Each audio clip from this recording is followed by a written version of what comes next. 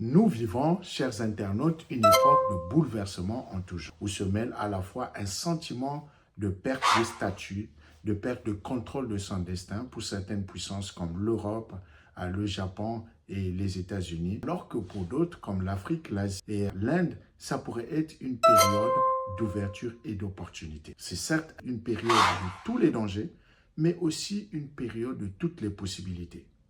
En effet, la nature et le ressort des relations internationales sont en train d'être changés et bouleversés complètement, sans pourtant que les différents acteurs ne s'entendent sur leur nouvelle configuration.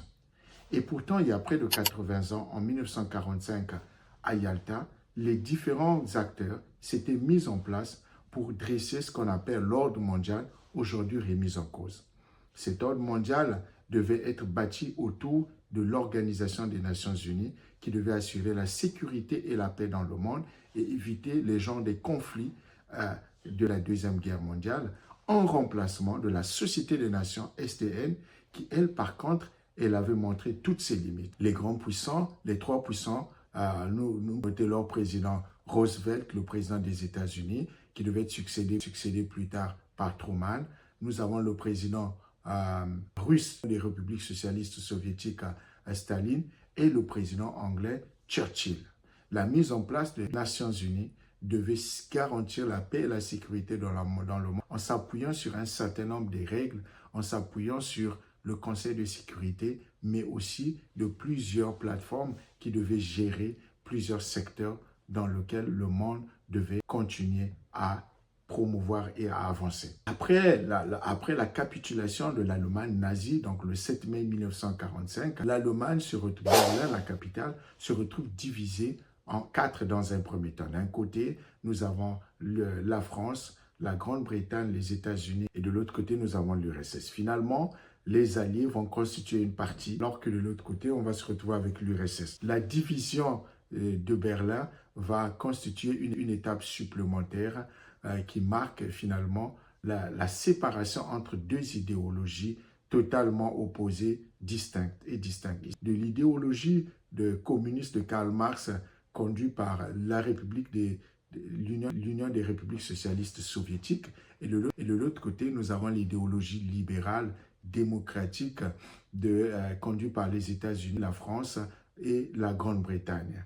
Le blocus de Berlin et la guerre de Corée vont accélérer la politique de Truman ou deux principaux piliers, notamment du nom du secrétaire d'État américain de l'époque, ce qu'on appelle par le plan Marshall. Donc Marshall va mettre en place un plan pour rehausser, rebooster les économies européennes dévastées par la Deuxième Guerre mondiale.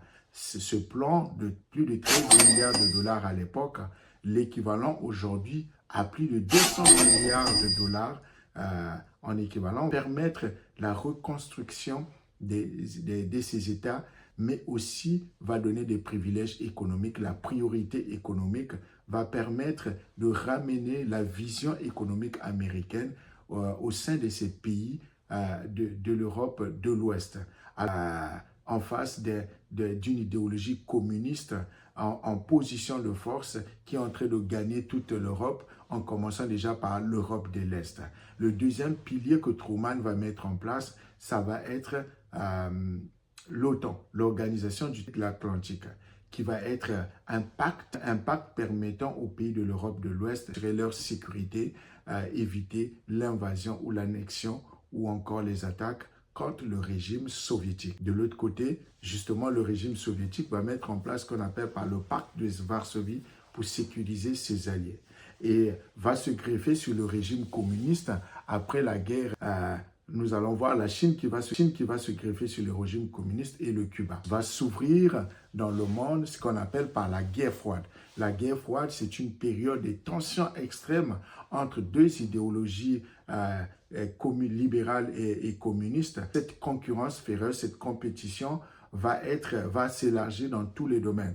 Dans le domaine de la science, souvenons-nous de la course vers la Lune, dans le domaine du sport à travers les Jeux Olympiques, dans la course aux missiles, Alors, pendant cette période, il va y avoir plusieurs guerres. Nous avons déjà cité la guerre de Corée, la guerre en Afghanistan, la Vietnam, la guerre en Irak, plusieurs guerres vont permettre l'affrontement indirect les États-Unis, les deux blocs.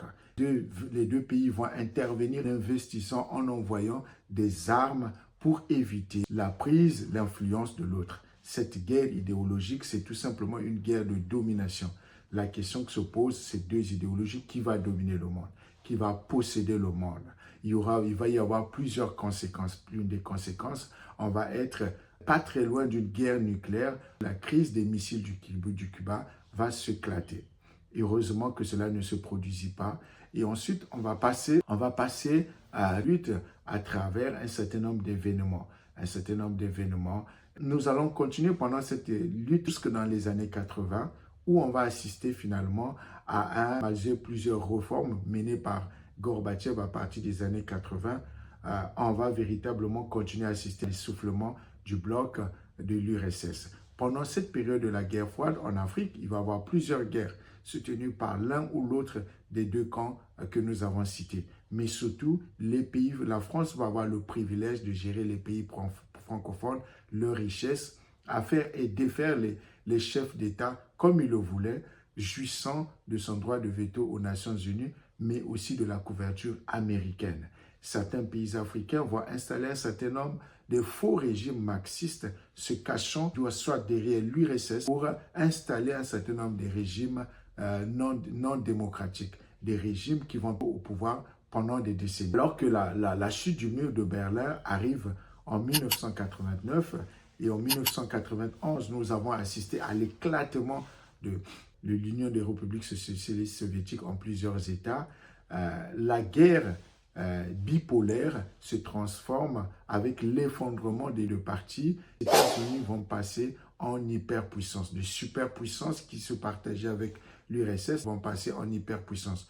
Donc là, c'est le triomphe, c'est la victoire de l'idéologie libérale sur l'idéologie communiste. Alors, il va y avoir une omniprésence de l'idéologie occidentale partout, ce qui permettra à l'Afrique, à travers les instructions des États-Unis communiquées à Mitterrand, pour faire intégrer ces pays africains qui se cachaient derrière un faux régime communiste, de s'aligner sur l'idéologie dominante qui est libérale, la démocratie, le multipartisme.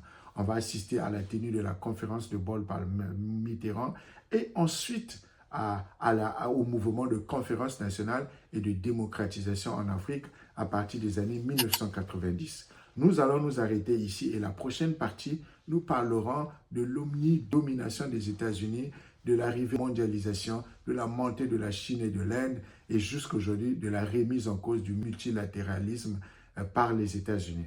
Merci de nous suivre partout, nous sommes ensemble, c'est faire la politique autrement ici.